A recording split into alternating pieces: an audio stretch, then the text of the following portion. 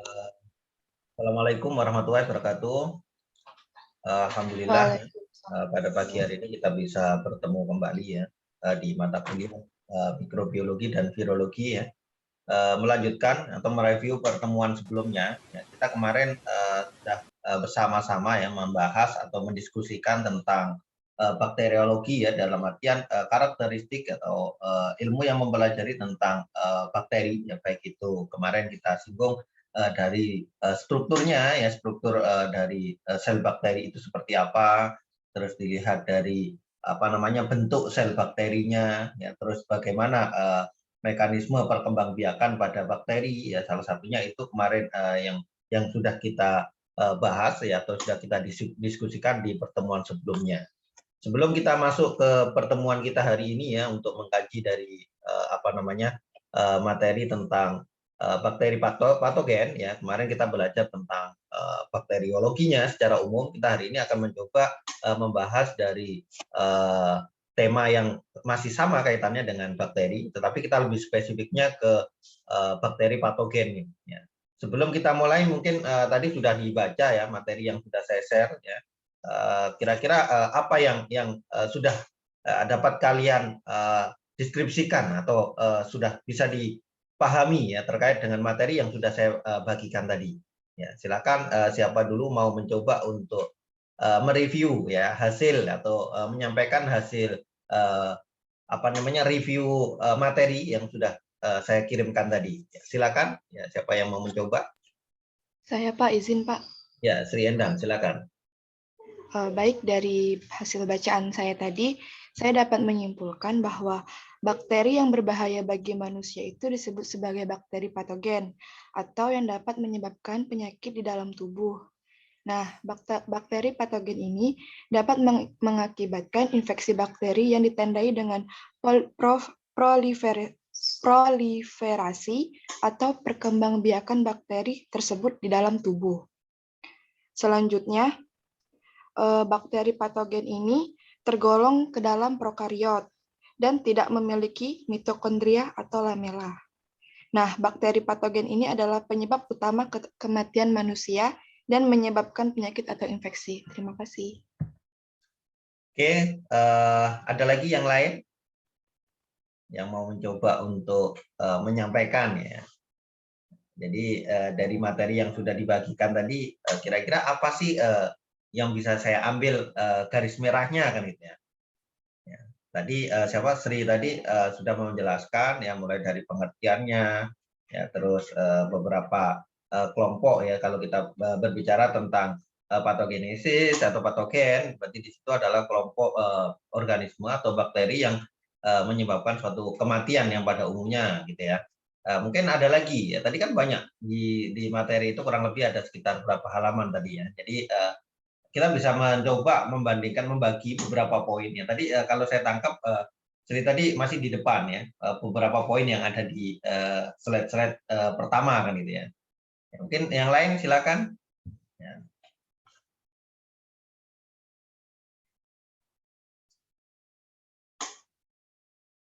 Ini belum ada ya. Atau jangan-jangan belum dibuka materinya gitu ya. Ya, ada lagi? Ya, Faiza. Kayaknya mau mencoba untuk menyampaikan. Faiza Aulia sama Putri ini ada ya, Putri Alana ya, ada dua di sini.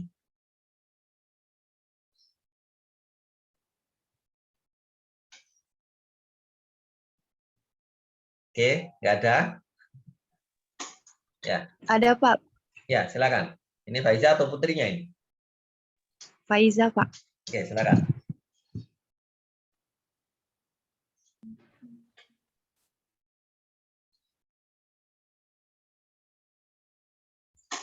Dari yang saya baca, bisa saya simpulkan mengapa berbahaya untuk kesehatan patogen mikroorganisme yang mampu menyebabkan penyakit. Mikro ini dapat membuat kekebalan tubuh Anda menurun dan dapat menyebar melalui populasi manusia dengan berbagai cara. Pengobatan infeksi yang disebabkan bakteri patogen melibatkan penggunaan antibiotik. Itu saja Pak yang bisa saya sampaikan. Oke, ada lagi? Ini saya kira masih banyak tuh yang bisa kita uraikan sebenarnya ya. Tadi beberapa hal ya. Sri Endang mau nambah lagi? Ya, silakan. Ya, mau menambahkan, Pak. Ya. Untuk organ tempat pelekatan bakteri itu biasanya yang pertama itu pada membran mukosa. Nah, pada membran mukosa ini diantaranya adalah saluran pernapasan, saluran pencernaan, saluran kencing, dan konjungtiva. Nah, yang kedua itu kulit. Bakteri tidak bisa terpenetrasi pada sel kulit yang sehat. Dan yang terakhir itu adalah organ dalam tubuh, Pak. Terima kasih, Pak. Ya, tadi beberapa pengertiannya, terus objek tempat pelekatannya, ya, terus kesinggungannya terkait dengan bakteri patogen, ini kaitannya dengan antibiotika, gitu ya. Jadi sebenarnya bagaimana sih mekanismenya, gitu ya? Kalau kita lihat ya, dalam artian tadi Sri tadi juga menjelaskan bahwasanya mikroba atau bakteri patogen ini yang menyebabkan suatu infeksi. Nah, ini ada beberapa tempat atau objeknya atau masuknya ini melalui apa kan gitu ya. Tadi banyak bisa melalui sistem pernapasan dan lain-lainnya. Nah, ketika dia sudah masuk di sini bagaimana dia bisa menempel ya. Seandainya dia berada di mukosa usus, maka dia akan pasti di situ masuk melalui beberapa rute atau jalur gitu ya yang berbeda, bisa melalui pernapasan, reproduksi dan lain-lainnya. Nah, kemudian dia akan melekat pada mukosa usus. Nah, bagaimana mekanismenya? Oh, ternyata ketika kita berbicara tentang patogenesis, si mekanisme patogenesis itu ada dua ya. Ya, ada dua kemampuan invasi. Kemampuan invasi apa sih kan gitu ya? Ya, kalau di materi yang sudah saya sampaikan di situ ada mekanisme patogenitas ya. Ada dua poin ya, ada dua poin utama. Yang pertama terkait dengan kemampuan invasi, yang kedua terkait dengan kemampuan patogenitas itu sendiri seperti apa dalam menghasilkan suatu toksin. Ya, nanti kita uraikan di slide-nya. Ya. Terus kaitannya juga tadi beberapa singgungan ya terkait dengan mikroba patogen, pasti di sini kaitannya dengan antibiotika. Ya. Ketika kita memanfaatkan antibiotika, resiko apa yang paling tinggi ketika kita memanfaatkan antibiotika ya? Munculnya suatu mekanisme resistensi. Ya mungkin nanti di mata kuliah farmakologi ya mungkin dijelaskan juga bagaimana sih mekanisme terjadinya suatu resistensi ya khususnya antibiotika terhadap ataupun mikroba ataupun bakteri terhadap suatu jenis antibiotika tertentu.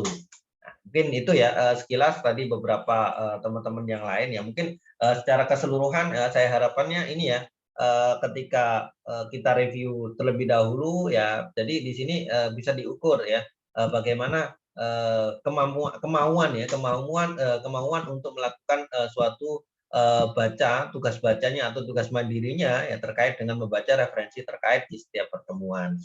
Oke, saya akan share screen terlebih dahulu ya materi yang sudah saya bagikan tadi ya. Nah, ini ada beberapa hal atau beberapa poin ketika kita berbicara tentang patogenitas ya, atau patogenesis infeksi bakteri gitu ya.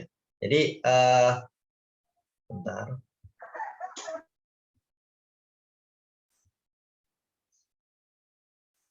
Oke.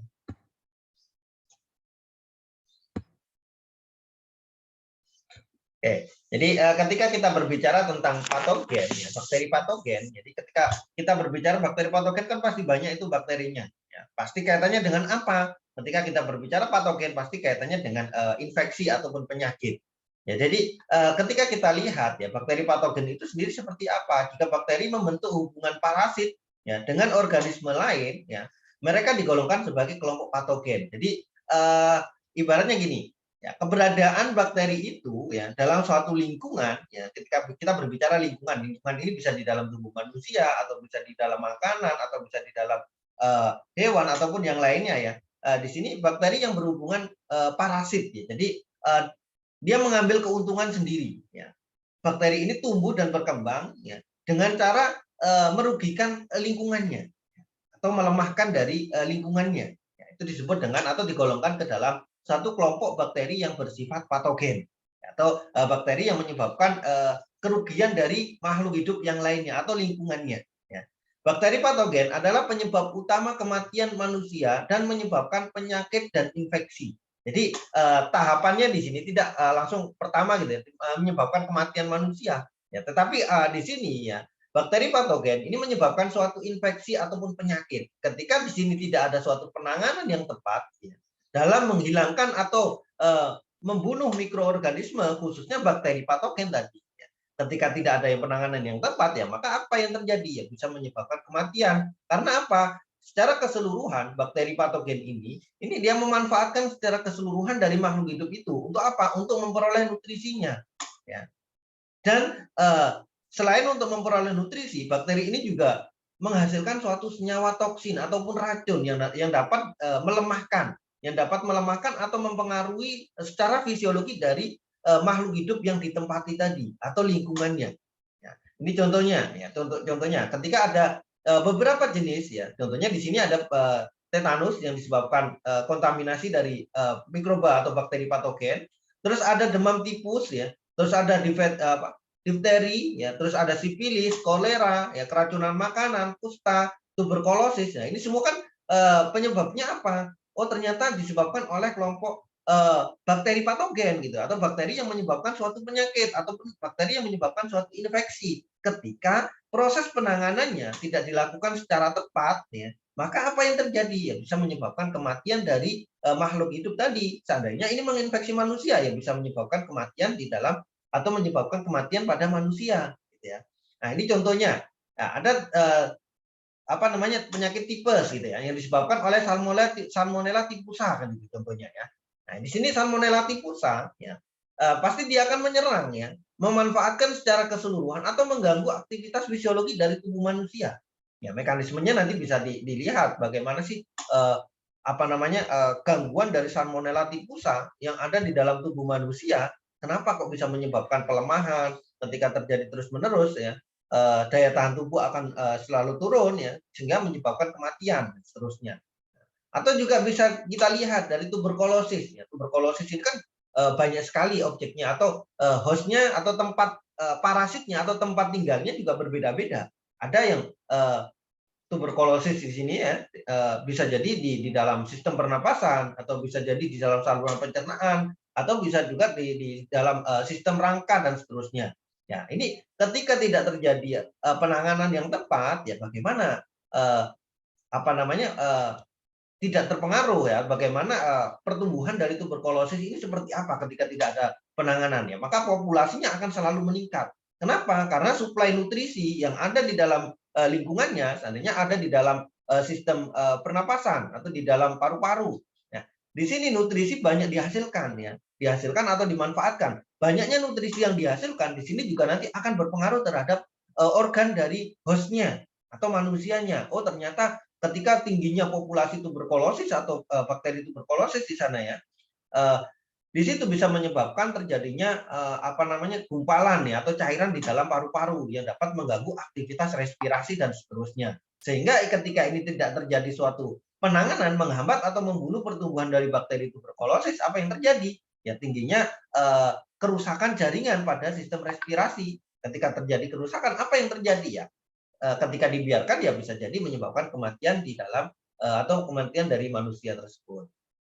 Jadi gambarannya ketika kita berbicara bakteri patogen adalah bakteri yang menyebabkan suatu infeksi. Ya, mekanismenya bagaimana? Mekanisme patogenitas itu ada dua, ya, invasi dan kemampuan dari toksigenitas itu sendirinya seperti apa. Nanti ada di slide selanjutnya. Nah, kalau kita lihat ya, ini masih ada lanjutannya ya. Bakteri patogen merupakan penyebab utama ya, kematian manusia dan menyebabkan penyakit ataupun infeksi. Ini sama seperti penjelasan sebelumnya. Bakteri ya, kalau kita lihat di sini bukan kelompok bakteri patogen ya, bukan bakteri patogen merupakan kelompok sel prokariot, tetapi di sini bakteri itu adalah tergolong dari kelompok sel prokariot. Bakteri secara umum ya, bakteri secara umum ini kan struktur selnya adalah sel prokariotik gitu ya. Ya, bukan hanya yang patogen aja ya. Ini ya. Jadi poin 2 ini tidak hanya yang patogen, tetapi semua bakteri itu struktur selnya adalah masuk dalam kelompok sel prokariotik ya. Meskipun itu bersifat patogen ataupun bersifat non patogen, kalau bersifat non patogen berarti kan tidak menyebabkan infeksi ataupun penyakit gitu ya. Itu sama, struktur selnya sama, dia masuk dalam kelompok sel prokariotik. Ya. Tidak memiliki mitokondria, ini sama juga. Jadi semua sel bakteri, ya, ini semua sel bakteri itu tidak memiliki struktur mitokondria, ya. Jadi atau yang disebut dengan lamela. Jadi kalau kita berbicara atau melihat karakteristik sel eukariotik ya, eukariotik itu kan kelompok sel hewan, sel tumbuhan itu ya. Ya.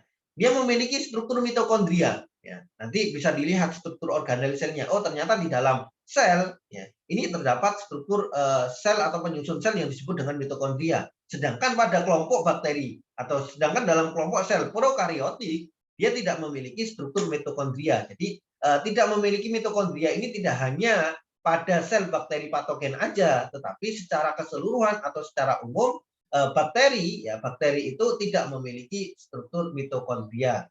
Ya. Terus beberapa bentuk endospora. Ya. Dalam artian di sini ada umumnya. Ya, ini kembali lagi ke bakteri patogennya ya. Bakteri patogen di sini umumnya mempunyai kemampuan bertahan ya, bertahan dalam suatu lingkungan yang kurang menguntungkan. Ya. Kemarin juga sudah saya singgung ya. Lingkungan yang kurang menguntungkan itu seperti apa? Ya. Oh, ternyata lingkungan yang kurang menguntungkan bagi bakteri atau mikroorganisme ini yang pertama adanya suatu senyawa ya, suatu senyawa yang mempengaruhi aktivitas lingkungannya. Ya, seandainya contohnya apa? Oh, ternyata ada senyawa antibiotika yang dalam lingkungannya tadi. Nah, senyawa antibiotika ini ternyata dosisnya sangat rendah. Ini contoh ya, dosisnya sangat rendah. Ya. Karena dosisnya sangat rendah, ternyata ya senyawa antibiotik ini hanya mampu menghambat pertumbuhannya saja. Ya, jadi dalam artian di sana, ketika hanya menghambat, berarti oh bakteri ini mempunyai kemampuan adaptasi dalam bentuk apa? Oh ternyata bakteri patogen ini mempunyai kemampuan untuk membentuk endospora. Ya, meskipun bentuk vegetatifnya itu hilang atau rusak, tetapi ada bentuk endospora ini yang mampu bertahan dalam kondisi lingkungan yang kurang menguntungkan. Nah, ini contohnya ada dari genus Clostridium ya. Ini kalau Clostridium ini berarti di sini contohnya pada kemasan ya, Pak, mikroba kontaminan pada bahan makanan. Contohnya pada makanan kaleng. Ya, itu biasanya kontaminannya ya, bisa disebabkan dari kelompok Clostridium botulinum. Ya. Clostridium ini dia mampu menghasilkan suatu senyawa amonia atau senyawa toksin ya gitu ya, yang nanti bisa mengganggu aktivitas sistem saraf. Ya. Jadi ini salah satunya yang mampu menghasilkan endospora dari kelompok bakteri patogen. Ini contohnya dari genus Clostridium ya. Atau kalau kita mau berbicara tentang spesiesnya, oh ternyata di sana ada. Jadi genus Clostridium ini spesiesnya apa sih Pak? Oh ternyata ada contohnya Clostridium botulinum gitu ya. Nah ini biasanya Clostridium botulinum ini merupakan bakteri patogen yang mampu bertahan hidup dalam kondisi yang kurang menguntungkan. Ya, salah satu contohnya di mana kita bisa nemukan di makanan kaleng. Di dalam makanan kaleng itu kan proses sterilisasinya kan tidak hanya 1-2 kali aja. Ya, dia ada proses pemasakan, proses pengemasan, terus ada penyinaran. Ya. Oh ternyata di situ masih ya bisa menyebabkan kerusakan bahan pangan yang disebabkan oleh Clostridium. Berarti di sana bentuk endospora yang ada di dalam makanan kaleng. Nah, ini dalam bentuk endospora. Ya, bakteri tadi yang ada di dalam makanan kaleng dalam bentuk endospora. Ya. Terus memiliki kapsul, ya, sehingga lebih tahan terhadap sistem imun tubuh. Seperti halnya spesies dari Streptococcus mutan, ya, penyebab karies gigi. Ya. Jadi kalau kita lihat dari poin yang ini, yang terakhir di slide ini, ya, dia memiliki struktur kapsul. Jadi ada selongsongnya. Ya, kalau kemarin kita berbicara di struktur sel bakteri, ya, kapsul ini terbentuknya dari apa? Ketika dalam bentuk tipis, ya, kapsulnya tipis, ini biasanya ini dalam bentuk lendir, ya, atau lapisan lendir yang transparan. Ketika kita amati di bawah mikroskop, itu ada lapisan transparan. Ketika sudah nampak lapisan transparan tersebut, berarti di sana struktur kapsulnya atau lendirnya ini sudah tebal sehingga disebut dengan adanya selongsong ataupun kapsul.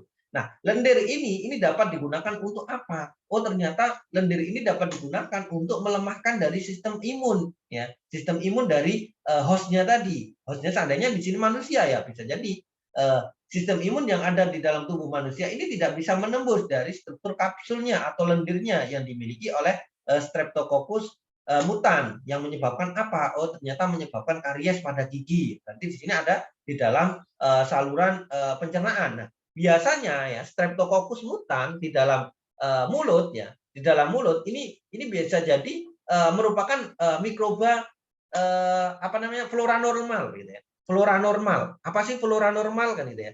flora normal itu contohnya di dalam mulut, ya ini ada salah satunya dari kelompok Streptococcus gitu ya. Terus di dalam usus itu juga ada dari kelompok Escherichia coli. Ya, itu adalah kelompok-kelompok mikroba atau flora normal gitu ya. Flora normal ini kan dia mendiami suatu wilayah atau di dalam organ tubuh ketika jumlahnya masih sedikit, ini bisa ditolerir oleh tubuh sehingga dapat digunakan untuk membantu proses pencernaan. Contohnya E. coli di dalam usus gitu ya. E. coli di dalam usus ketika jumlahnya tidak melebihi ambang minimal, maka dia dapat digunakan untuk merombak vitamin K yang ada di dalam makanan ya. Makanan yang kita konsumsi ternyata di dalam makanan ini kaya akan vitamin K ya. Sedangkan alat pencernaan ya, sistem pencernaan kita ini tidak bisa merombak atau tidak bisa memecahkan itu. Oh, ternyata dengan adanya flora normal, contohnya apa? Oh, ternyata di dalam usus ada Escherichia coli. Escherichia coli ini mampu merombak, membantu memecahkan pemanfaatan atau mengabsorpsi vitamin K ya, yang ada di dalam bahan makanan tadi. Ya, itu. Nah, ketika keberadaannya melimpah, nah biasanya di sini dipengaruhi oleh apa? Ya salah satunya ketika kita makan makanan yang kurang higienis atau kebersihannya tidak terjaga, ketika masuk ke dalam tubuh, di dalam usus ini memicu terjadinya percepatan pertumbuhan dari Escherichia coli ya. Sehingga kenapa habis makan makanan yang kurang bersih kok bisa diare ya? Di sini berarti menunjukkan bahwasanya populasi Escherichia coli yang ada di dalam perut ini meningkat ya. Karena tadi pemicunya apa? Ya makanan-makanan yang kurang higienis tadi ya, menyebabkan terjadinya suatu diare dan seterusnya. Jadi itu ketika keberadaannya masih bisa ditolerir oleh tubuh, maka dia bisa digunakan untuk membantu aktivitas di dalam tubuh manusia. Tetapi ketika jumlahnya melebihi batas, ya flora normal ini juga bisa menyebabkan suatu infeksi ataupun penyakit. Nah, gitu ya. Nah, itu. Sampai di sini ada yang ditanyakan? Ya. Belum? Pak, Ya, silakan. Berarti untuk bakteri itu sendiri memiliki sisi positif bagi tubuh kita juga ya, Pak? Oke, jadi kalau kita lihat ya, bakteri itu seperti apa sih ya? Kalau kita berbicara dari pengertian atau di pertemuan sebelumnya, ketika kita berbicara tentang gelondongannya bakteri ya, bakteri itu ada yang bersifat patogen atau merugikan atau menyebabkan suatu penyakit. Bakteri juga ada yang bersifat menguntungkan ya. Menguntungkan contohnya apa? Ya, banyak ketika kita lihat di probiotik ya. Isinya Yakult, yogurt, itu apa sih kan ini? Itu kan banyak pola atau mikroorganisme yang digunakan untuk membantu menyederhanakan senyawa atau nutrisinya di sana ya. Nah, di sini ada peran bakteri. Oh, ternyata bakteri itu tidak selamanya dia berperan positif ya. Tetapi ada juga yang berperan negatif atau sebaliknya, tidak selamanya bakteri itu berperan negatif ya, tetapi ada juga yang berperan positif. Jadi tergantung dari jenisnya. Nah, ini contohnya tadi, ketika kita lihat Escherichia coli dalam kelompok flora normal gitu ya. Nah, berarti Escherichia coli ini Pak ada dua jenis ya. Kalau kita berbicara jenisnya, kemampuan Escherichia coli itu nanti di mekanisme patogenitas itu ada efek, attack dan lain-lainnya ya, kemampuan menghasilkan suatu toksin gitu ya. Ya, sehingga kenapa kok bakteri E. coli di dalam usus ini bisa menyebabkan suatu infeksi yang sangat luar biasa kan gitu ya. Padahal ketika kita lihat di dalam usus kita juga ada E. coli Pak. Nah itu bagaimana? Nanti E. coli sendiri itu ada dua bagian gitu ya. Ada yang mempunyai kemampuan toksigenitasnya tinggi dan ada yang ini nanti bisa dibuka di buku apa namanya mikrobiologi ya, di Pelsar itu aja sudah ada ya, kaitannya dengan jenis kemampuan atau mekanisme toksigenitas ya, dari satu jenis bakteri. Nah, jadi kalau kita lihat ya, bakteri itu tidak selamanya, contohnya Escherichia coli tadi bersifat negatif gitu ya. Tetapi bakteri Escherichia coli juga di sini ini mempunyai kemampuan yang positif. Salah satunya tadi dari kelompok flora normal yang ada di dalam usus kita kan itu. Ya, jadi tidak semuanya ya, meskipun kalau kita lihat E. coli, ya, asumsinya kan gini, E. coli itu pasti menyebabkan diare kan itu ya. Kenapa di dalam tubuh kita ada E. coli kok tidak menyebabkan diare ya? Karena di sini populasinya itu masih bisa ditekan atau dimanfaatkan oleh tubuh. Ya. Nah, ketika populasinya sudah tinggi, ya pemicu tingginya populasi tadi apa? Ya salah satunya bahan makanan tadi. Ya bisa jadi makanannya sudah kondisinya sudah basi atau kebersihannya tidak dijaga ketika masuk ya, maka di situ akan muncul suatu pertumbuhan atau aktivitas dari mikroorganisme khususnya Escherichia coli yang ada di dalam usus untuk berkembang biak. Ketika sudah berkembang biak, apa yang terjadi? Ya, tadi bisa menyebabkan suatu diare dan seterusnya. Jadi itu ya. Jadi asumsinya gini, ya, tidak semuanya bakteri itu bersifat patogen, ya. Tetapi banyak juga bakteri itu yang bersifat non patogen. Nanti kalau dikatakan bakteri yang patogen ini seperti apa, nanti ada di slide selanjutnya. Kaitannya dengan mekanisme patogenitas, nanti coba dibuka di slide-nya. Kaitannya dengan patogenitas dari bakteri itu ada apa? Ada dua mekanismenya. Jadi ketika bakteri itu mempunyai kemampuan itu bisa dikelompokkan ke dalam kelompok bakteri patogen. Ya. Ya, intinya kan kalau patogen berarti di sini menyebabkan suatu infeksi. Ya, kemampuan infeksi di sini apa? Berarti ternyata ketika dia sudah dapat melemahkan suatu sistem imun dari hostnya atau tempat tinggalnya atau manusianya, berarti bakteri ini bisa ya menyebabkan suatu penyakit di sana. Nah, itu gambarannya kan ke sana. Ya. Nah, kalau kita lihat ada lagi yang ditanyakan? Saya Pak izin bertanya. Nah, silakan. Kan kita kan sebagai makhluk hidup nih manusia. Nah, bagaimana sih Pak cara kita tuh bisa menghindari bakteri patogen ini agar kita tuh tidak terinfeksi oleh tetanus, demam tipus, dan difteri dan lain sebagainya Pak? Oke, jadi kalau kita lihat ke sini ya, bagaimana kita bisa menghindar dari beberapa jenis bakteri patogen ya. Sebenarnya kalau kita lihat dari usaha kita, kenapa sih ketika kita menerapkan pola hidup bersih sehat ya, pola hidup sehat gitu ya, membiasakan cuci tangan, terus pola makanan secara teratur gitu ya. Nah, ini semuanya tujuannya apa? Ya tujuannya untuk menjaga agar kondisi tubuh tetap stabil ya. Nah, ketika kondisi tubuh tetap stabil, apa yang terjadi? Ya, secara keseluruhan sistem imun ya, sistem imun yang ada di dalam tubuh kita. Jadi kan gini, bakteri patogen yang ada di dalam tubuh manusia itu kan istilahnya pendatang tuh ya. Ya, semua partikel atau makhluk hidup yang masuk ke dalam tubuh ya, atau kelompok bakteri yang dari luar mengkontaminasi tubuh kita. Ya. Ketika tubuh kita di sini sistem bentengnya atau sistem bariernya kuat, apa yang masuk ke dalam tubuh kita yang dianggap benda asing, nah itu pasti akan direspon oleh sistem imun. Ya. Ketika sistem imunnya kuat, ya maka kelompok dari beberapa jenis bakteri ini tidak bisa tumbuh di sana. Ya. Jadi bagaimana usaha kita ya? Salah satunya menerapkan pola hidup sehat dan bersih. Ya itu secara sederhananya. Ya. Kenapa kita tetapkan ya? Bahkan di Al-Quran kan juga sudah dijelaskan kenapa ketika kita kaji dari anadofatu minal iman gitu ya. Ya. Jadi ini ketika kita kaitkan dengan ini ya, berarti di situ kebersihan di sini bisa menyebabkan atau menghasilkan suatu kekebalan tubuh gitu ya. Ya. Jadi kita bisa lihat di sana ya kenapa seandainya tetanus ya. Tetanus di sini apa sih penyebabnya? Oh ternyata adanya suatu luka ya yang disebabkan oleh faktor-faktor lingkungan ya, dan diikuti adanya mikroorganisme yang masuk bersamaan dengan terbentuknya luka tadi, contohnya kan gitu ya. Oh ternyata ketika kita biarkan tanpa kita bersihkan, ya di sini kelompok dari mikroba yang menyebabkan tetanus akan berkembang biak di sana. Karena di dalam tubuh manusia di sini kan sirkulasi nutrisi kan sangat luar biasa banyaknya. Ya, kita makan terus nutrisinya diedarkan ke seluruh tubuh. Ya. Nah, ketika di sini ada mikroba atau bakteri patogen, oh ternyata dia bersifatnya apa namanya parasit ya atau bersifat patogen. Mengambil nutrisi dari hostnya kan gitu. Ya. Ketika dibiarkan tanpa ada suatu penanganan, maka terjadilah suatu infeksi. Nah, di situ ya. Jadi bagaimana ketika kita mau mencegah beberapa penyakit ini ya salah satunya tadi ketika belum terjadi ya pasti kita terapkan pola hidup bersih dan sehat tadi.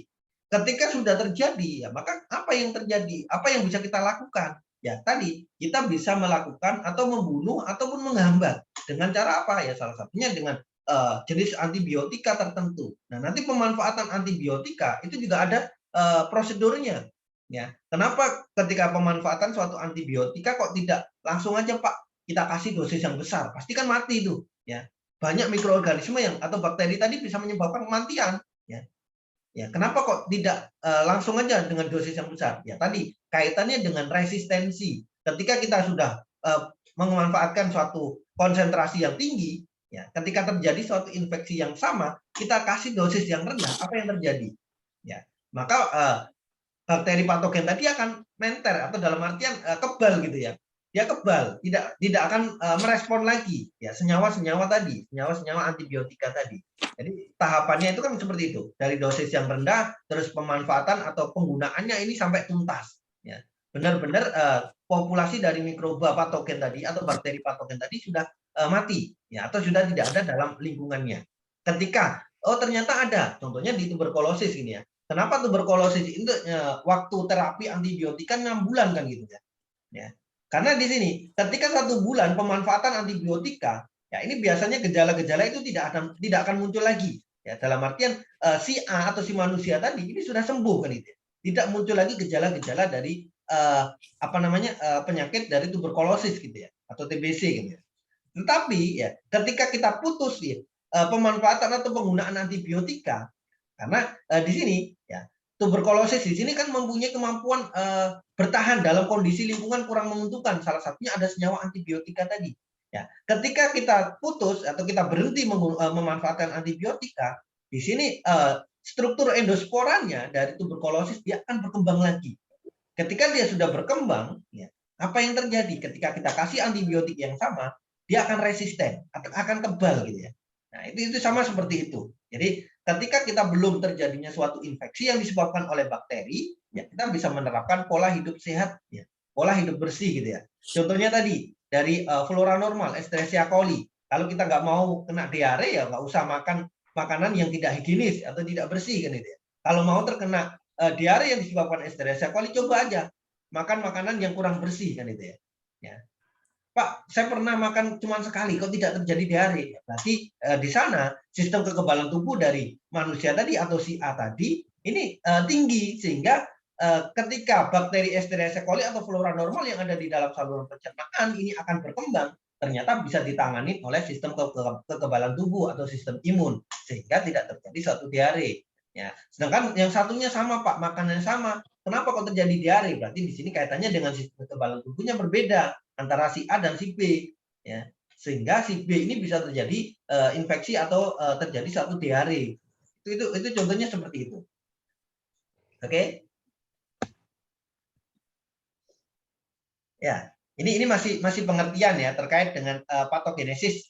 Patogenesis infeksi bakteri diawali dengan permulaan proses infeksi, ya.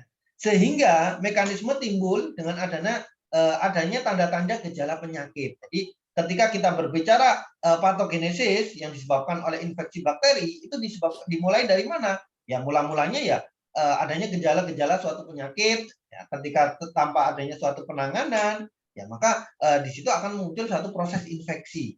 Nanti kaitannya dengan patogenesis ini ada beberapa istilah yang ada di dalamnya.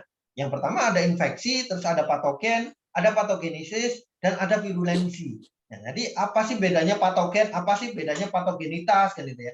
Kalau kita berbicara infeksi, ya, ini infeksi apa sih kan gitu ya. Pertumbuhan dan perbanyakan mikroba pada atau dalam tubuh manusia dengan atau tanpa menimbulkan gejala penyakit. Jadi di sini infeksi ini biasanya dimulai dari apa? Kemampuan bakteri masuk dan menyebar.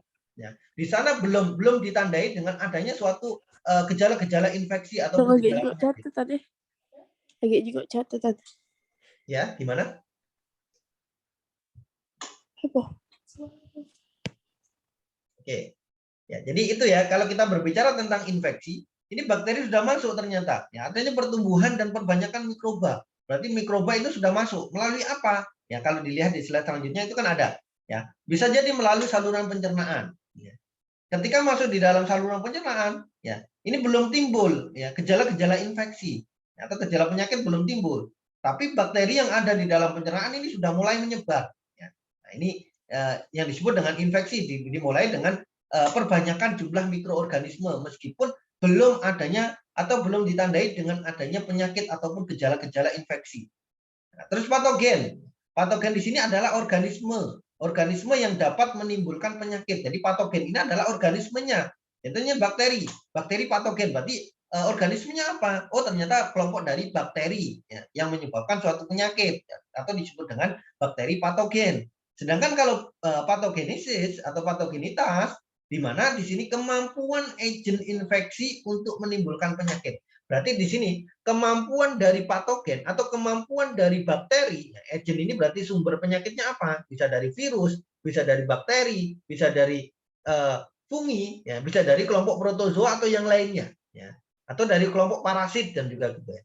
Jadi patogenitas ini kemampuan agen infeksi, berarti di sini sumber infeksinya untuk menimbulkan suatu penyakit. Berarti di sini kalau kita berbicara patogenitas bakteri, berarti kemampuan bakteri untuk menyebabkan atau menginfeksi ya, atau menyebabkan suatu penyakit. Jadi kemampuan bakteri untuk menimbulkan suatu penyakit. Ya, itu disebut dengan patogenesis. Ya. Sedangkan virulensi, ya, nah ini virulensi adalah kemampuan kuantitatif agen atau agen, ya, kemampuan kuantitatif agen infeksi untuk menimbulkan suatu penyakit. Jadi kemampuan jumlah ya dalam artian populasi atau sebaran distribusi dari bakteri tadi ini dalam menyebabkan suatu penyakit ataupun infeksi. Ukuran patogenitas dari suatu organisme. Jadi kalau kita lihat di sini patogenitas ini kan satu bakteri itu mempunyai kemampuan menimbulkan penyakit enggak? Oh, ternyata dia mempunyai kemampuan virulensi yang sangat luas. Kaitannya dengan patogenitas. Jadi sumber atau jumlah mikroorganisme tadi ini sangat luar biasa jumlahnya sehingga bisa menyebabkan suatu infeksi pada manusia ataupun yang lainnya. Nah, ini kalau kita lihat ya dari tracknya atau alurnya bagaimana bakteri patogen itu bisa menimbulkan suatu penyakit. Ya, sumbernya dari mana? Masuknya bagaimana? Nah, ini banyak keluar masuknya. Ya, ini bisa jadi dari urogenital ya, atau saluran urogenital, bisa jadi dari saluran pencernaan, ya, bisa jadi saluran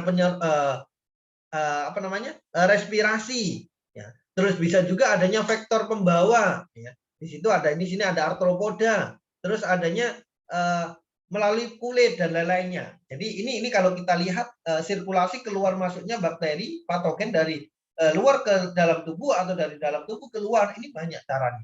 Ya. Tetapi kalau kita lihat ya prosesnya itu ada di sini. Yang tadi Sri tadi sudah menjelaskan bagaimana mekanisme penempelannya. Oh, ternyata bakteri masuk ke dalam tubuh kemudian menempel pada mukosa ya. Nah, ini bagaimana caranya? Oh, ternyata di mukosa itu ada di sini contohnya. Ya.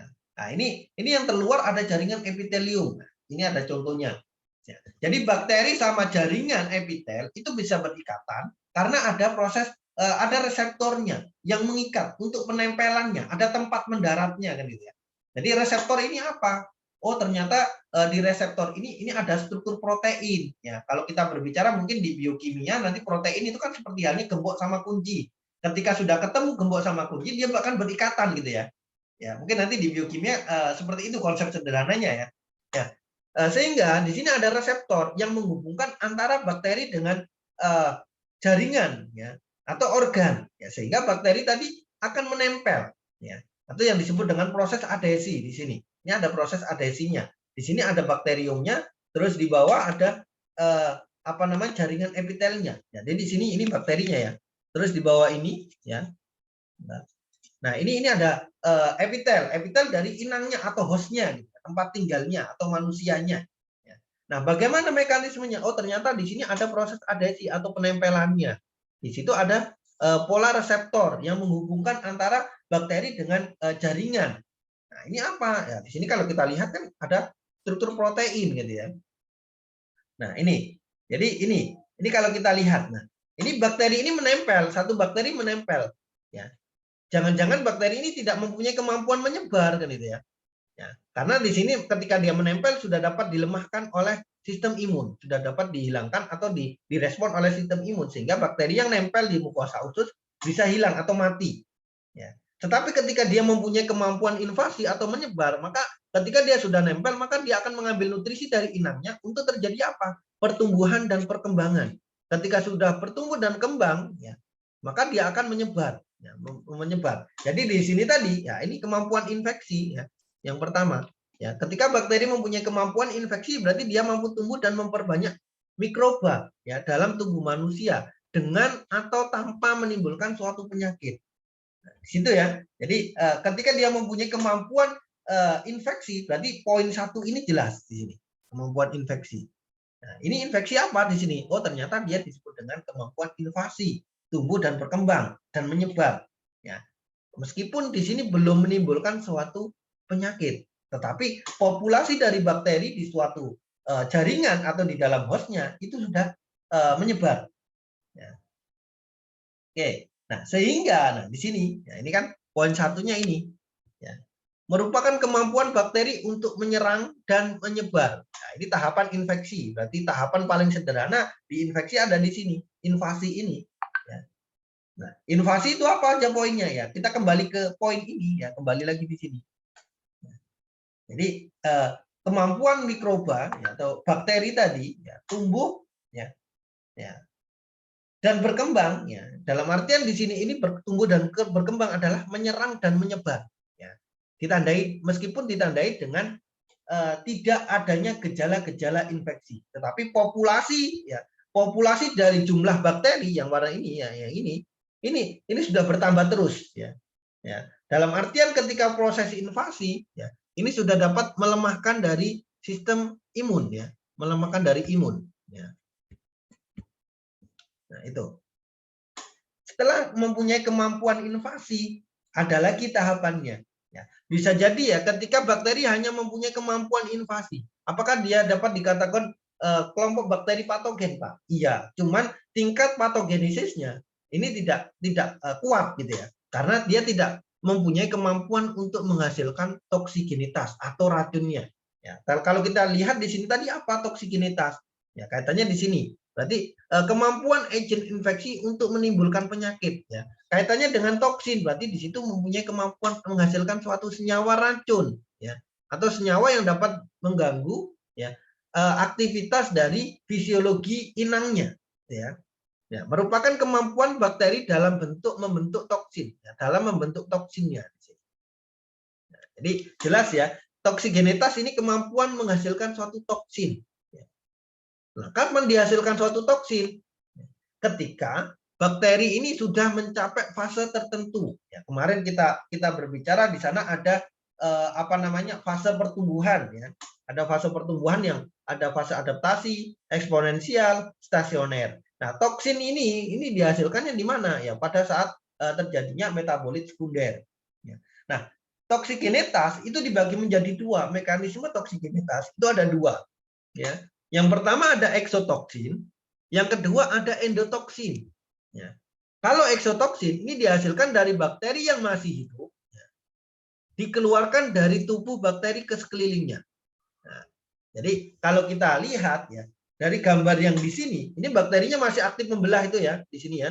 Ini bakterinya masih aktif membelah. Ya. Ternyata bakteri ini aktif membelah, ya.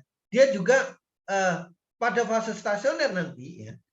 Dia akan melepaskan toksinnya. Jadi ketika bakterinya masih hidup ya masih hidup, toksinnya ini dilepaskan ke lingkungannya. Ya. Sedangkan kalau yang eksotoksin ini menunggu bakterinya hancur terlebih dahulu. Ya, seandainya gini, ketika kita berbicara ini saya ini dulu ya. Saya tambahkan slide kosong dulu.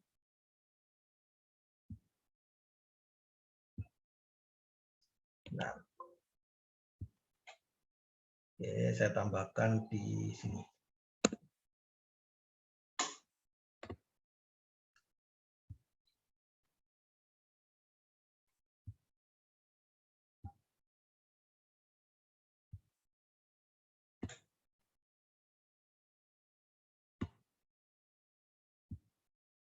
Oke, jadi kalau kita ingat di sini ya, contohnya ini kita buat suatu kurva pertumbuhan di sini ya. Kita buat kurva pertumbuhan. Nah, gini. Ini kemarin kita ingat ya, dari kurva pertumbuhan kan gini, ada adaptasi, eksponensial, ya, terus ada fase stasioner dan ada fase kematian. Nah, kalau kita lihat ya, kemampuan dari eksotoksin tadi ada di sini, ya. Eksotoksin itu ada di sini. Jadi mikrobanya, bakterinya ini masih hidup, ya, masih hidup bakterinya. Dia aktif juga melepaskan toksinnya keluar. Sedangkan yang endotoksin dia sudah masuk ke sini di fase kematian ini. Ya.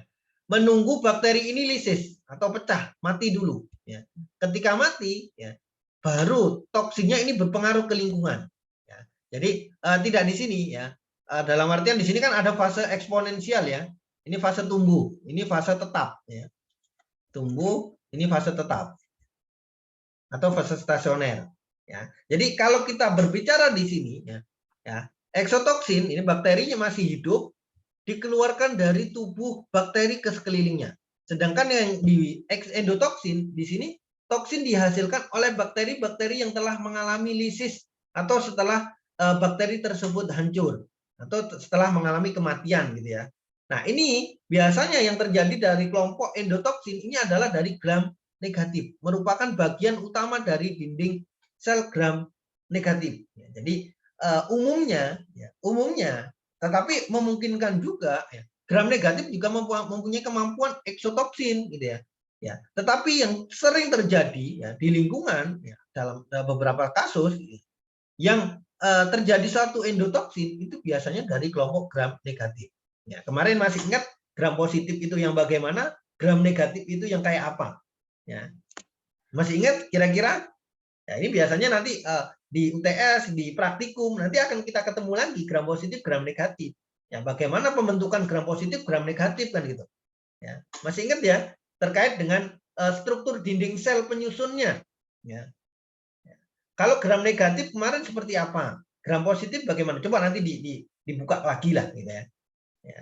Jadi itu. Ya, ini kaitannya dengan mekanisme timbulnya suatu penyakit atau mekanisme patogenitas dari bakteri patogen. Oke, sampai di sini ada yang tanyakan?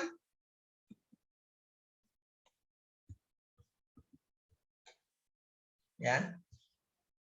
Ada yang tanyakan? Tidak ada?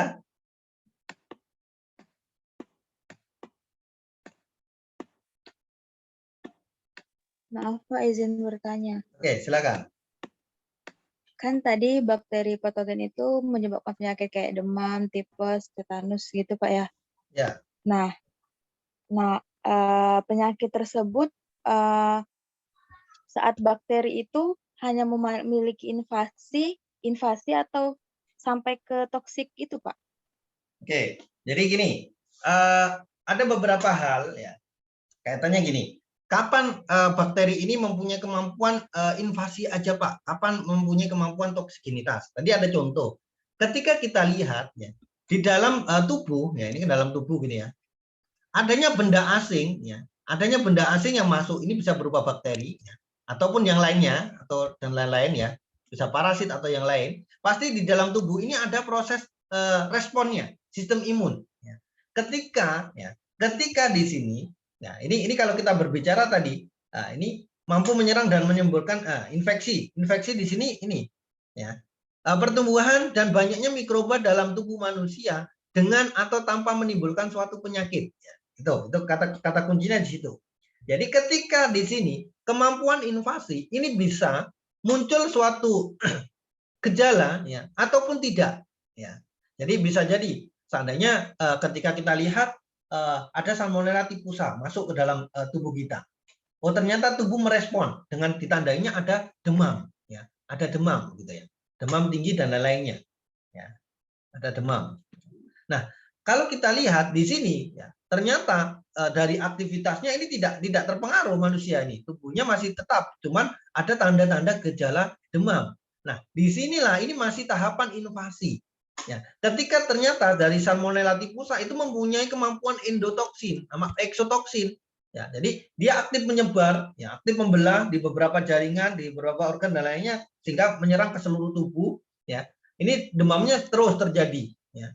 Nah, seiring dengan terjadinya demam, oh ternyata ada gejala-gejala yang lain. Oh berarti di sini bisa diasumsikan bahwasanya dari Salmonella typhosa ini mempunyai kemampuan eksotoksin kan itu, ya.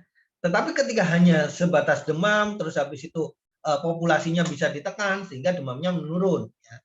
Ya, aktivitas atau sistem imunnya juga meningkat, ya, sehingga tidak terjadi suatu infeksi lanjutan. Nah, ini bisa jadi tahapannya hanya sebatas di tahapan invasi. Ya. Ketika di sini sudah menunjukkan gejala-gejala yang berat, berarti di sini bisa jadi kemampuan bakteri sudah masuk ke tahapan toksigenitas, di mana kemampuan invasi penyebaran atau populasi dari bakteri yang ada di dalam tubuh kita ini sudah tinggi, ya, sudah banyak sekali populasinya, ya, sehingga ketika dia populasinya banyak, tetapi dia tidak menghasilkan suatu gejala, ya, atau tidak menyebabkan suatu kelainan ataupun yang lainnya, kan itu ya. Berarti di sini bisa jadi, ya, bakteri tadi hanya mempunyai kemampuan endotoksin, ya. Ya, jadi di sini ada dua pola, ya, ada dua pola. Ketika endotoksin, ya, sifatnya endotoksin, berarti di situ bakterinya mati, ya, maka toksinnya baru pengaruh, di sini baru akan lisis, gitu ya. Jadi ada dua hal yang bisa kita cermati, gitu ya. Jadi kalau yang eksotoksin, kita juga menghilangkan senyawanya secara langsung dan membunuh bakterinya. Itu yang eksotoksin, karena bakterinya masih hidup, dia aktif melepaskan. Nah, sedangkan kalau yang endotoksin, ini bakterinya sudah tidak ada, ya. Populasi bakteri ini sudah lisis atau tidak ada bakterinya, ya. Tetapi baru gejala racunnya atau toksinnya yang terjadi di dalam tubuh, nah ini baru berpengaruh. Ya, berarti kita harus menghilangkan senyawanya atau racun atau toksin yang dihasilkan dari bakteri tadi.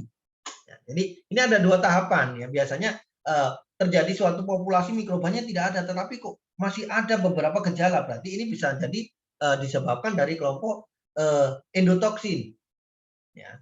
Jadi itu, ya. Jadi kalau contohnya masih demam, ya bisa jadi ini masih di tahapan invasi, ya. Jadi ini tadi tahapan contoh sekilasnya seperti itu. Itu ya. Oke, ada lagi? Berarti dilihatnya dari respon tubuhnya, Pak, ya? Ya, ya. Jadi beberapa kelainan atau gangguan yang disebabkan oleh kelompok bakteri patogen ini kan tidak langsung bisa kita judge langsung, gitu ya. Kita simpulkan langsung. Tetapi ada beberapa tahapan observasi, ya, didukung dengan hasil analisis laboratorium untuk menduga jenis dan berapa populasi dari bakteri yang ada di dalam tubuh manusia tadi yang menyebabkan suatu kelainan ataupun gangguan ataupun menyebabkan suatu infeksi tadi. Nah, itu ya. Kalau kita berbicara infeksi kan di sini poinnya, ya. Ya. Bisa tanpa ataupun adanya gejala, bisa dengan ataupun tanpa adanya suatu gejala penyakit. Ya, ya. Ketika tanpa gejala, berarti ya tiba-tiba habis itu ngedrop, gitu ya. Tahu-tahunya ketika diperiksa populasi mikroba patogen di dalam tubuh kita dari sampel darahnya contohnya sudah tinggi, ya. Padahal kita tidak tahu kapan itu masuknya, kapan itu proses ininya, ya, kita kan. Berarti di sini tanpa menimbulkan gejala. Tetapi ketika adanya suatu gejala, ya, oh ternyata dimulai dengan demam, panas yang tinggi, ya, ketika dianalisis, oh ini diduga positif terdapat bakteri pada pembuluh darah atau di dalam darahnya ada populasi bakterinya, ya. Sehingga kita bisa lihat, ya, atau kita bisa melihat populasinya bagaimana. Oh ternyata populasinya tidak begitu banyak, ya. Tetapi di sini sudah ada gejala-gejala yang ditimbulkan. Berarti tubuh langsung meresponnya dengan ditandainya adanya gejala demam dan lain-lainnya. Mungkin itu. Oke. Baik, Pak. Terima kasih. Oke, ada lagi? Nah, ini sebenarnya kalau kita lihat, ya, invasi itu kan sederhananya gini, ya. Apa ini tadi? Nah, ini nggak kelihatan, bentar ya.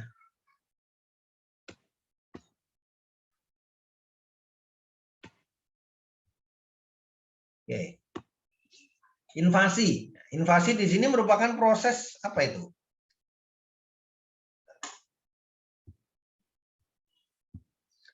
Proses bakteri masuk ke dalam sel inangnya atau di dalam jaringan dan menyebar ke seluruh tubuh. Ya. Akses yang lebih mendalam, ya, dari bakteri supaya dapat melalui proses infeksi. Jadi kalau kita lihat, ya, jadi tahapan mempunyai kemampuan menyebabkan infeksi itu mempunyai kemampuan ini, ya, menempel, terus tumbuh dan berkembang, ya, ya. Kemudian dia dapat menyebar, ya, sehingga dapat bakteri supaya dapat melalui proses infeksi. Terus dibagi menjadi dua, ya. Kalau kita lihat di sini invasi atau penempelan itu ada ekstraseluler dan ada intraseluler.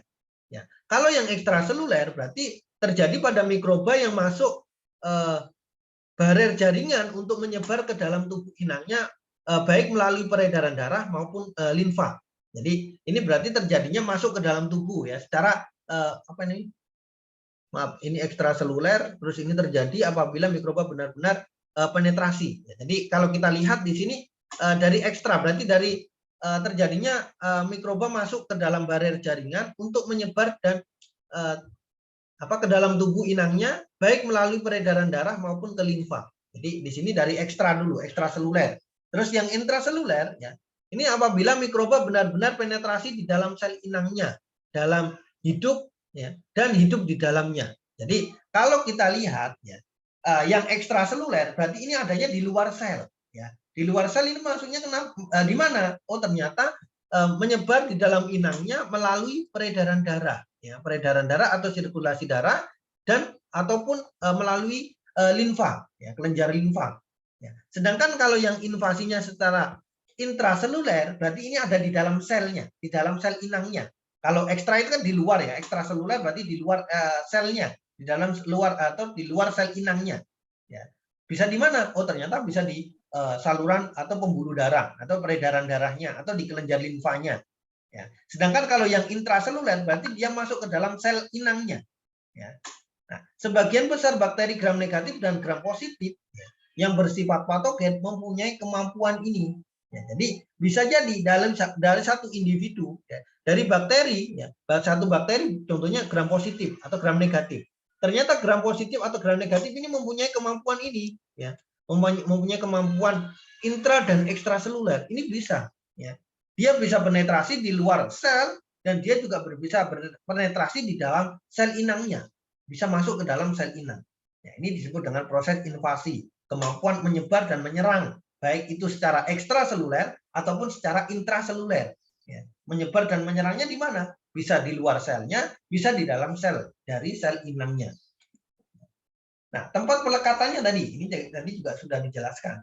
Ada di mukosa usus, di membran mukosa, ya itu bisa di saluran pernapasan, di saluran pencernaan, ya ini kan ada membran mukos, ya. Jadi membran mukosa berarti dia ada di luarnya gitu. Ya. Nah ini pernapasan paling sering gitu ya, karena sirkulasi, ya, di situ juga mempengaruhi. Meskipun di pencernaan juga sangat banyak, ya. Bakteri masuk melalui air, makanan, jari kotor dan sebagainya. Bakteri tahan terhadap asam lambung, enzim dan empedu. Jadi ketika kita lihat di dalam sistem pencernaan itu kan banyak. Ada alat pencernaan, ada kelenjar pencernaan gitu ya. Nah, di dalamnya ada salah satunya ada asam lambung, ada enzim, ada kelenjar empedu dan lain-lainnya gitu ya. Yang dapat digunakan untuk menghilangkan atau membunuh partikel atau benda asing yang masuk ke dalam tubuh. Salah satunya ya dari kelompok bakteri kan itu. Ya. Nah, ketika bakteri ini mampu melemahkan, ya, dari beberapa hal ini ya, melemahkan atau mengatur gitu ya, sehingga bakteri tadi mampu tumbuh, ya, mampu tumbuh sehingga menyebabkan infeksi di daerah sistem pencernaan. Ya, tetapi ketika dia tidak mampu melawan atau mengatur dari beberapa mekanisme yang ada di dalam tubuh, ya bakteri tadi akan hilang sendiri kan itu ya, karena dilemahkan oleh sistem kekebalan tubuh. Terus melalui saluran reproduksi atau saluran kencing, ya, penularan penyakit seksual dan lain-lainnya.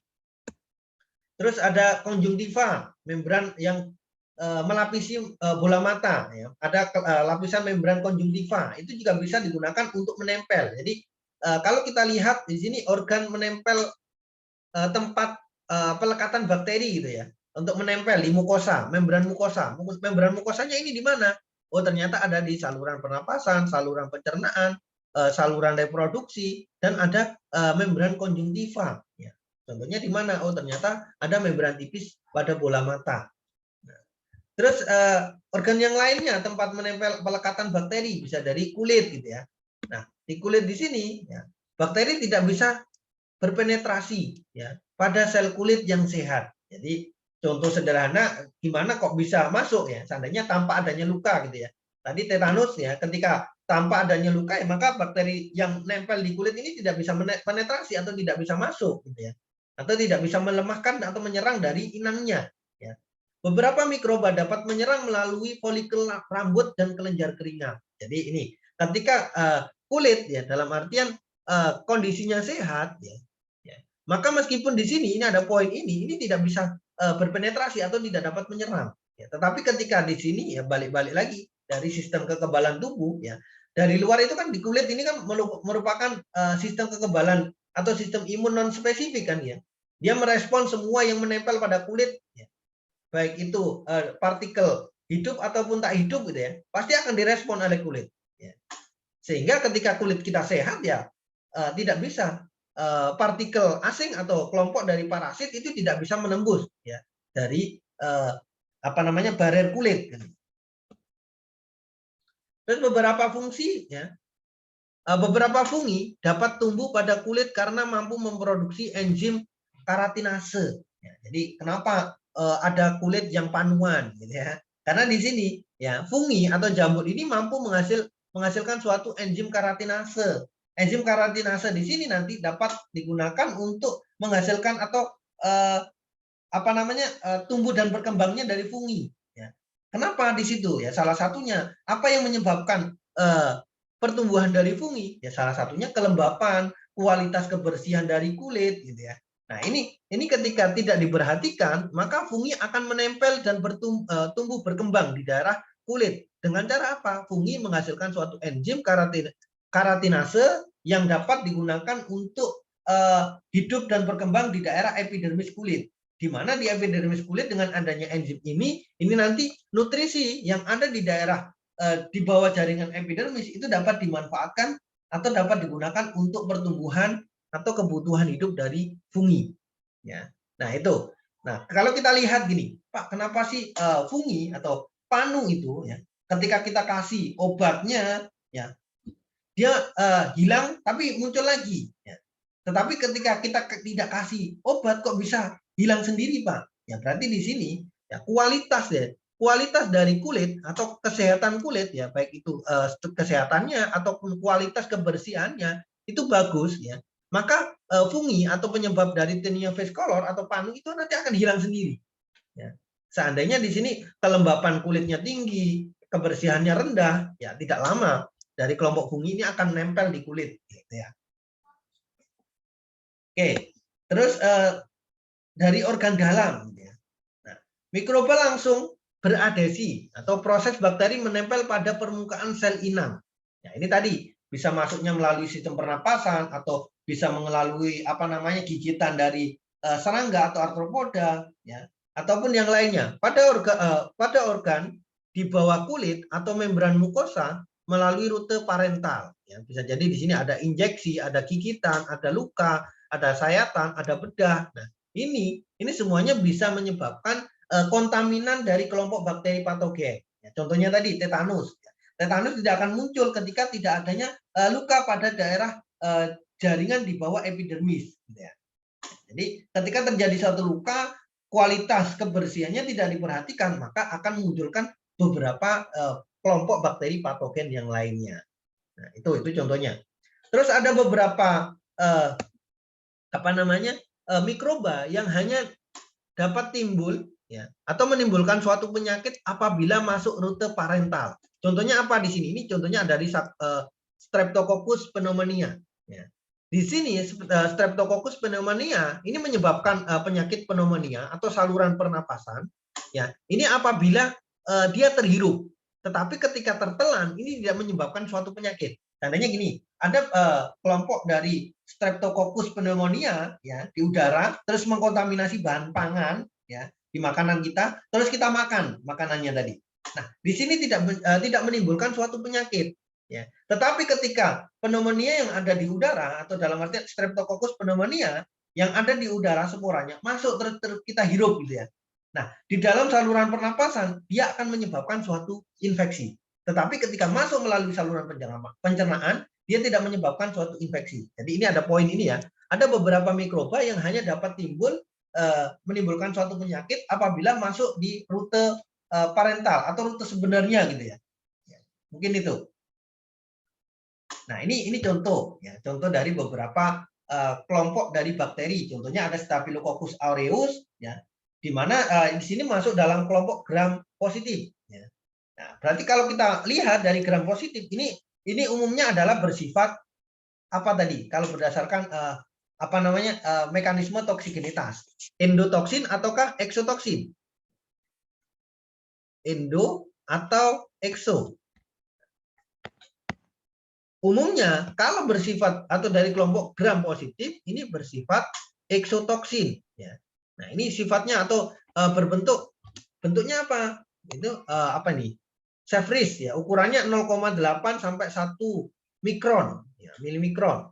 Tidak bergerak, ya, tidak berspora, masuk dalam kelompok gram positif, ya.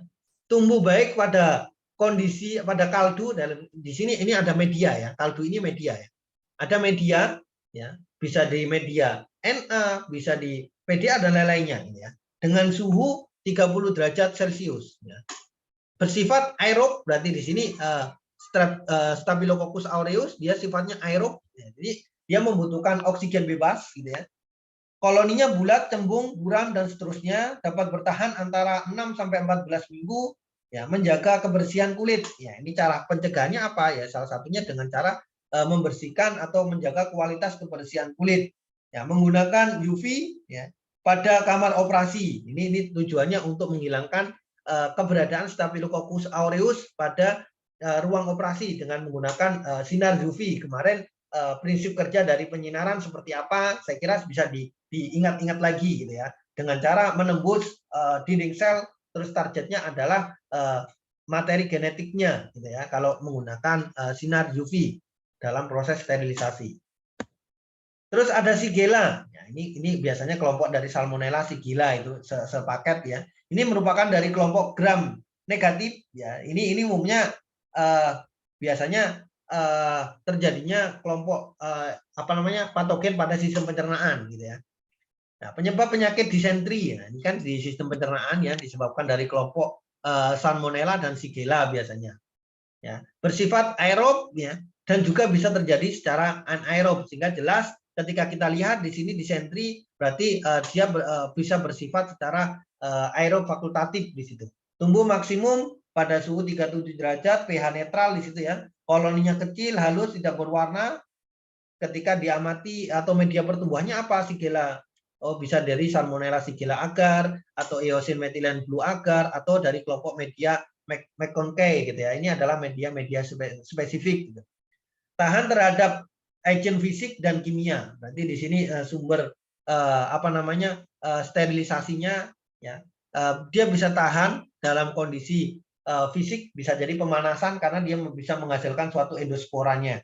Pengobatan dan pencegahannya pemberian antibiotik, contohnya salah satunya bisa dari ampicillin, tetracycline, tetapi ya banyak yang resisten. Jadi di sini beberapa jenis antibiotik ini sudah bakteri ini ya, Shigella ini sudah resisten. Ya, itu ya. Oke, terus pencegahan ya, kaitannya dengan pemanfaatan antibiotika. Mungkin nanti di farmako ya, di sana juga dijelaskan bagaimana mekanismenya. Di sini hanya pengantar ya.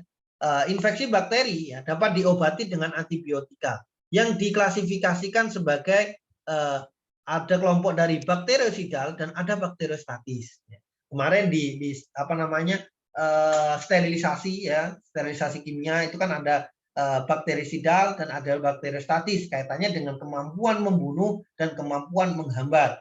Ya, adanya banyak jenis antibiotika dan masing-masing kelas ya, menghambat proses yang berbeda dalam patogen yang ditemukan di dalam hostnya. Jadi di sini ya banyak jenis antibiotika ya, dari masing-masing jenisnya itu mempunyai kemampuan menghambat yang berbeda-beda. Ya, bisa jadi contohnya tetracycline ya, ini mempunyai kemampuan menghambat dari Salmonella Shigella, dari kelompok Shigella ya. Tetapi dia mempunyai kemampuan membunuh dari kelompok Staphylococcus aureus tadi contohnya. Nah, itu kan bisa ya. Jadi dari jenis satu jenis atau dari masing-masing kelas ini mempunyai kemampuan menghambat, mempunyai kemampuan membunuh yang berbeda ya. Dari targetnya itu bisa jadi berbeda-beda. Nah, ini contohnya bagaimana antibiotik menghasilkan toksisitas selektif pada chloramphenicol dan apa namanya, puromisin gitu ya, yang dapat menghambat cara kerja ribosom bakteri, bukan ribosom eukariotik. Jadi di sini ini contohnya apa namanya, chloramphenicol ini mengganggu dari aktivitas sintesis menghambat dari ini kerja ribosom khususnya pada bakteri, tetapi tidak pada ribosom pada sel eukariotik. Ya, jadi contohnya menghambat kerja ribosom. Kan ini di sel prokariot dan eukariotik itu kan ada struktur ribosom ya. Nah, ketika kita gunakan kloramfenikol untuk membunuh sel hewan ya, atau menghambat ribosom di sel eukariotik, ini tidak bisa ya. Tetapi ketika kloramfenikol ini mampu menghambat ribosom pada sel prokariotik atau pada kelompok bakteri gitu. Ya. Catatan di sini, antibiotik yang digunakan digunakan baik dalam mengobati penyakit manusia, tanaman, hewan ya, dapat memberikan kontribusi terhadap munculnya bakteri yang sifatnya resisten ya. Dalam artian memberikan kontribusi terhadap munculnya bakteri yang resisten. Jadi apa di sini? Ini kalau kita lihat dari poin ini ya, antibiotik digunakan dengan baik dalam mengobati manusia, hewan, tumbuhan dan lain-lainnya gitu ya. Dapat memberikan kontribusi terhadap munculnya bakteri yang bersifat resisten. Jadi kita harus mengetahui terlebih dahulu dalam pemanfaatan antibiotika ini jangan sampai munculnya suatu resistensi terhadap antibiotika. Ya, ketika kita mau membunuh bakteri, jangan sampai nanti bakteri ini malah resisten terhadap antibiotika yang kita berikan. Ya, tadi contohnya yang di depan saya jelaskan tadi, ketika kita mau membunuh bakteri, setidaknya gunakan dosis yang paling rendah terlebih dahulu, ya, agar tidak terjadi suatu resistensi. Ketika kita kasih dosis yang lebih tinggi, seandainya kita kasih dosis 500 ppm, gitu ya. Ya. Terus besok terjadi infeksi yang sama, kita kasih dosis 250. Ya, ini akan terjadi suatu proses yang disebut dengan resistensi. Dia akan kebal dengan dosis yang lebih rendah dari dosis sebelumnya. Seandainya yang tadi 500 ampuh, ya besok kita kasih dosis yang rendah, ya maka terjadi suatu proses resistensi. Dia hanya terhambat gitu. Bisa jadi dia tidak dapat terbunuh. Nah, ini masih kaitannya dengan pencegahan. Infeksi dapat dicegah dengan antiseptik, ya langkah-langkahnya seperti apa ya, sterilisasi ya. Jadi kalau kita lihat ya, tadi pertanyaan tadi ya, bagaimana kita bisa mencegah agar tidak terjadinya suatu infeksi yang disebabkan oleh bakteri ya. Salah satunya di sini kita mencegah ya, bisa mencegah dengan metode-metode fisik ya. Contohnya apa? Yang paling sederhana ya, kita menerapkan pola hidup sehat tadi ya, hidup bersih dan hidup sehat. Ya, kita menjaga kebersihannya ya, lingkungan kita, makanan kita, ya, interaksi yang kita bentuk. Ya. Ketika ini semua terjadi, kita kontrol, maka terjadinya suatu infeksi yang disebabkan oleh bakteri ini akan menurun. Bahkan bisa jadi tidak terjadi suatu infeksi yang disebabkan oleh kelompok bakteri. Nah, mungkin itu ya beberapa hal ya, yang saya sampaikan di materi kali ini. Ada yang ditanyakan? Silakan. Pak, saya izin bertanya, Pak. Ya, silakan. Jadi kan misalnya bakteri itu resisten terhadap antibiotik golongan penisilin, contohnya amoksisilin, Pak. Yes. Nah, apakah kalau misalnya bakteri itu sudah resisten terhadap amoksisilin itu, kita itu ganti ke obat tetap di golongan penisilin, contohnya ampicillin, atau kita ubah ke golongan yang lain seperti antibiotik golongan cephalosporin, Pak? Terima kasih. Seandainya bakteri resisten terhadap suatu jenis antibiotik, apakah ya, uji klinis di Oke, suara saya kedengeran? Kedengaran, Pak. Jadi ketika di uji laboratorium, nah, di situ kan ada ya deteksi seandainya Salmonella typhosa yang diinfeksi atau yang diisolasi dari pasien A. Nah, itu kan dideteksi pakai uji resistensi.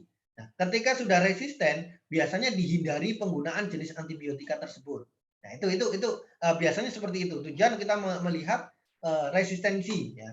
Karena kita penanganan dalam suatu tindakan, ya, keselamatan pasien, ya, salah satunya kita bisa menggunakan jenis antibiotika yang lain, ya, yang sifatnya sensitif. Nah, dalam artian tidak resisten terhadap jenis bakteri tadi. Nah, ini berarti kita bisa menggunakan jenis yang lain. Tetapi kalau dalam ranah penelitian atau riset, itu bisa kita gunakan jenis yang sama, tetapi kita tingkatkan dosisnya. Nanti efektivitasnya bagaimana? Nah, ini kan ranahnya berbeda. Ya, ketika kita dalam skala riset, ya, kita mau mencoba informasi data yang saya peroleh dari hasil laboratorium bahwasanya Salmonella typhosa itu resisten terhadap kloramfenikol. Ya. Ya, ini ketika dalam tindakan medis hindari kloramfenikol tadi. Ya, kita bisa menggunakan jenis antibiotika yang sensitif, gitu ya, yang dapat membunuh bakteri tadi. Tetapi kalau dalam skala riset kita bisa gunakan, ya, dia resisten terhadap kloramfenikol yang sifatnya atau dosisnya berapa sih? Kalau yang sudah 100%, ya kita mau turunkan lagi kan nggak bisa. Ya seandainya oh ternyata dosis kloramfenikol di sini 250. Nah, kira-kira kalau dalam skala riset kita naikkan lagi Pak, ya 260, ya terus ada 300, 350. Ini bisa. Kita akan mencoba try and error-nya. Ya, dalam riset itu kan kita mencoba mana yang efektif, ya, sehingga nanti tidak akan memunculkan beberapa sifat resisten tadi. Ya, kalau kaitannya dengan tindakan medis, ya jangan coba-coba kan kayak gitu, kan. Nanti akan tindakan ya terapinya atau menghilangkan mikrobanya ini terlalu lama, ya bahkan bisa jadi tidak bisa dibunuh karena tadi sudah tahu sifatnya resisten masih aja dikasih meskipun dosisnya lebih tinggi. Nah itu kalau tindakan biasanya hindari yang sudah bersifat resisten. Tetapi kalau yang dalam skala riset ini kita bisa kembangkan. Seandainya kontrol tadi yang kita gunakan adalah dosisnya 250, kita naikkan dikit. Ya jangan-jangan di 260 ini sudah sensitif, ya tidak lagi resisten. Itu kan bisa terjadi seperti itu. Mungkin itu. Baik Pak, terima kasih Pak. Oke, ada lagi? Silakan. Izin bertanya Pak. Ya, silakan. Untuk infeksi bakteri yang terjadi di saluran kencing itu dapat terjadi juga ya kan Pak infeksinya? Itu disebabkan oleh apa ya Pak? Misalkan ada ginjal itu Pak. Gimana? Suaranya enggak ini?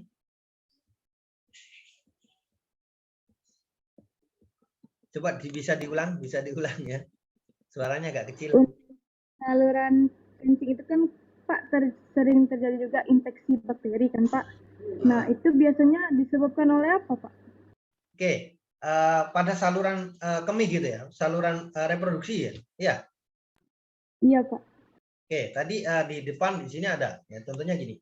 Ini ada sifilis ya, ada sifilis ya biasanya infeksi oleh beberapa bakteri patogen yang dia kontak atau menyerang dari organ reproduksi. Nah, ini biasanya kaitannya dengan apa? Ya salah satunya adanya hubungan seksual ya. Nah, di situ akan terjadinya suatu migrasi atau perpindahan. Bagaimana mekanismenya? Ya tadi dia mempunyai kemampuan invasi atau menempel pada mukosa. Kalau kita lihat di sini tadi kan ada. Kapan dia menempel atau menempel di mana kan gitu ya. Nah, ini salah satunya di sini. Nah, ini tadi contohnya. Nah, ini saluran kencing ya. Nah, ini penularan melalui penyakit penularan penyakit seksual. Ya, berarti dia menempelnya di mana? Oh, ternyata di membran mukosanya. Ya, ketika dia menempelnya. Nah, ketika dia sudah menempel di membran mukosa, apakah dia nanti di sini ya invasinya ini terjadinya secara ekstraseluler ataukah secara intraseluler? Ya, jangan-jangan ketika terjadi dia mempunyai kemampuan intraseluler. Ya, dia mampu menembus ketika dia sudah menempel di mukosa, membran mukosa, ternyata dia bakteri tadi ya, mampu menembus dari atau mempunyai kemampuan invasi secara intraseluler. Dia bisa masuk ke dalam benar-benar penetrasi di dalam sel reproduksi. Ya, bisa terjadi di beberapa organ reproduksi yang lainnya. Nah, sehingga di sini bisa menyebabkan beberapa kelainan ataupun penyakit pada organ-organ reproduksi. Ya.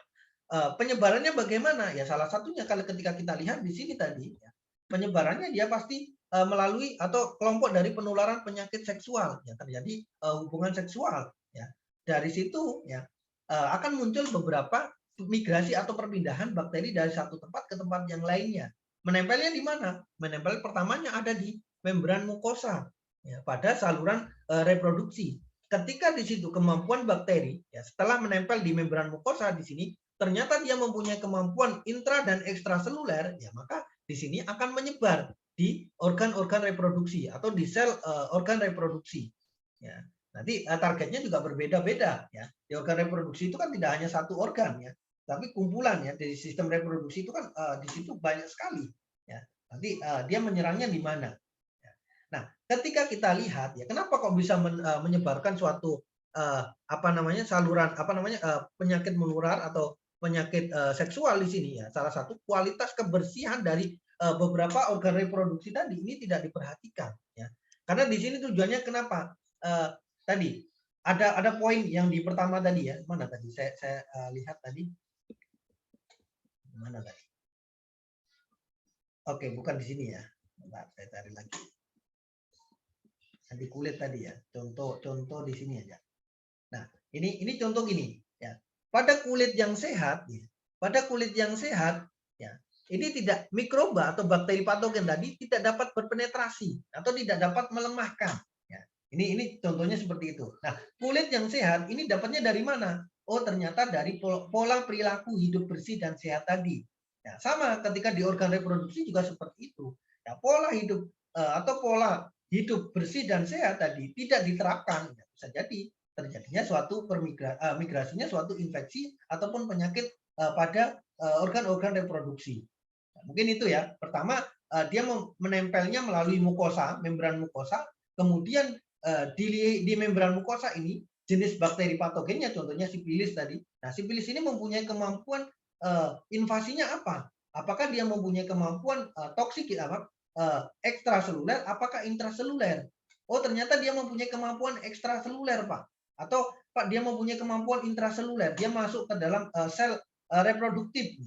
Nah, di dalam sel reproduktif ternyata selain mempunyai kemampuan invasi, bakteri sipilis ini juga mampu menghasilkan suatu toksigenitas atau menghasilkan toksin sehingga menyebabkan suatu kerusakan jaringan.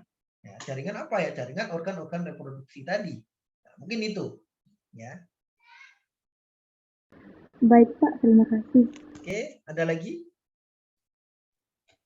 Maaf Pak, izin bertanya Pak. Silakan. Tadi kan dikatakan bakteri tadi tidak menyebabkan penyakit pada saat melalui makanan atau lewat pencernaan. Sedangkan ketika kita hirup, dia menyebabkan penyakit. Apakah karena pada saat pencernaan itu diproses terlebih dahulu, sedangkan ketika dihirup itu bakteri langsung masuk ke dalam tubuh ya Pak? Oke, jadi ada beberapa target ya, target jaringan ya yang spesifik. Jadi seandainya tadi kita lihat ya, dari Staphylococcus pneumonia ya, di situ targetnya adalah spesifik ya. Dia targetnya spesifik di dalam sistem respirasi. Ketika dia berada di dalam sistem pencernaan, ya, Staphylococcus pneumonia ini tidak bisa berkembang, ya gitu ya. Jadi ada beberapa kelompok target spesifik ya. Tadi contohnya gitu. Ya. Jadi ketika dia berada di luar organ atau jaringan yang spesifik, dia tidak akan bisa menyebabkan suatu infeksi. Contohnya tadi ya, dari Staphylococcus pneumonia, ketika dia berada di dalam saluran pencernaan, meskipun dia menempel pada mukosa usus, ya, tetapi dia tidak mempunyai target atau kemampuan invasinya. Dia tidak mempunyai kemampuan invasi. Dia mampu nempel, tapi dia tidak mampu invasi. Karena apa ya? Karena dari faktor lingkungannya, pendukungnya, ya, ada target spesifik. Di situ ada pemanfaatan atau distribusi sebarannya, ya. Kemampuan dia menyebar ini tidak ada, ya. Sehingga dia akan menyebabkan suatu infeksi hanya pada objek atau jaringan tertentu, ya. Jadi itu ketika dia masuk melalui sistem pencernaan, dia tidak akan menyebabkan suatu infeksi ya. Dalam artian di sini kemampuan invasinya terbatas di sana. Ya, jadi dia harusnya mempunyai kemampuan intraseluler masuk ke dalam jaringan sistem pernapasan, tetapi di sini dia berada di luar jaringan sistem pernapasan, selnya tidak spesifik, dia tidak bisa ditembus, nah, sehingga tidak akan menyebabkan suatu infeksi. Ya, jadi ada target spesifiknya. Ya, contohnya tadi. Nah, ini atau yang lainnya bisa jadi dari sipilis. Sipilis bisa nggak ketika terhirup sporanya, contohnya ya, nanti sporanya terhirup, bisa nggak masuk ke dalam atau menyebabkan kelainan atau infeksi di saluran pernafasan? Ya tidak bisa, karena target jaringan ataupun organ ini adalah spesifik. Ya, tadi target mikroba patogen ini tumbuhnya dan menyebabkan suatu infeksi itu spesifik. Ya, tidak bisa menyebabkan berada di luar organ yang lainnya, gitu ya. Contohnya tadi ya, pneumonia ya tidak bisa menyebabkan infeksi di saluran pencernaan, tetapi bisa menyebabkan saluran pernapasan.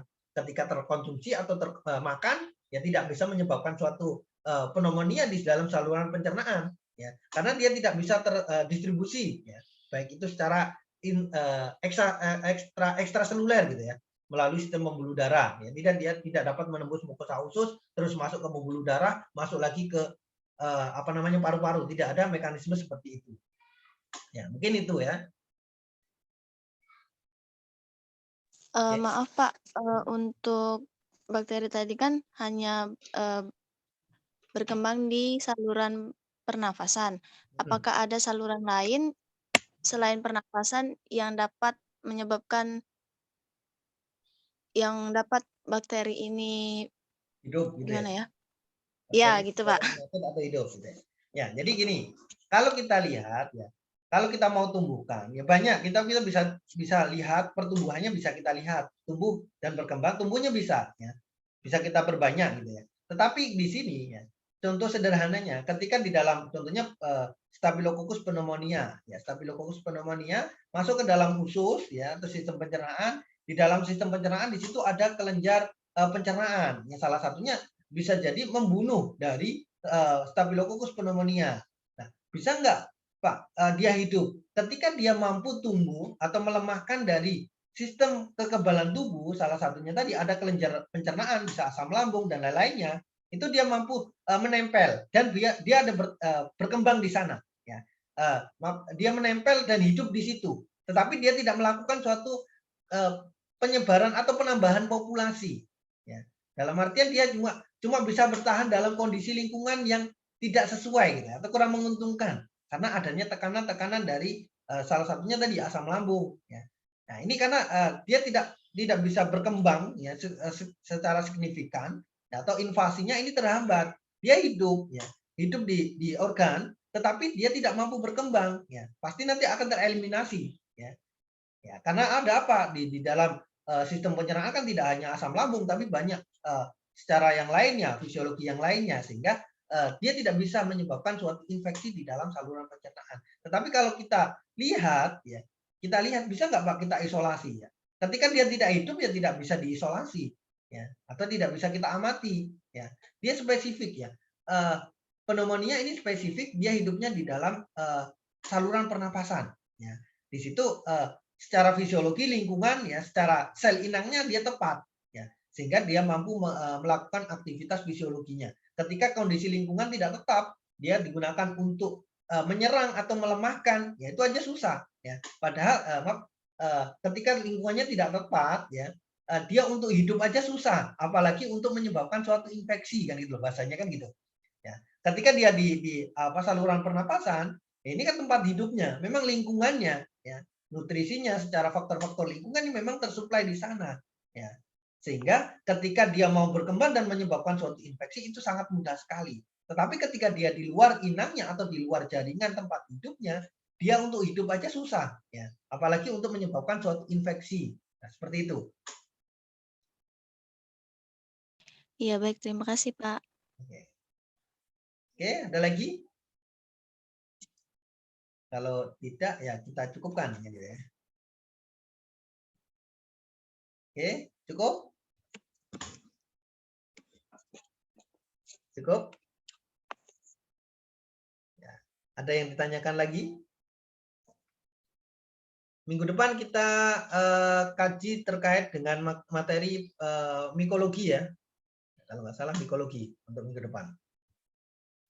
Oke, kalau nggak ada pertanyaan kita cukupkan ya pertemuan kita pada hari ini. Kita tutup dengan bacaan hamdalah, alhamdulillahirabbil alamin. Dari saya akhiri, mohon maaf. Assalamualaikum warahmatullahi wabarakatuh. Waalaikumsalam.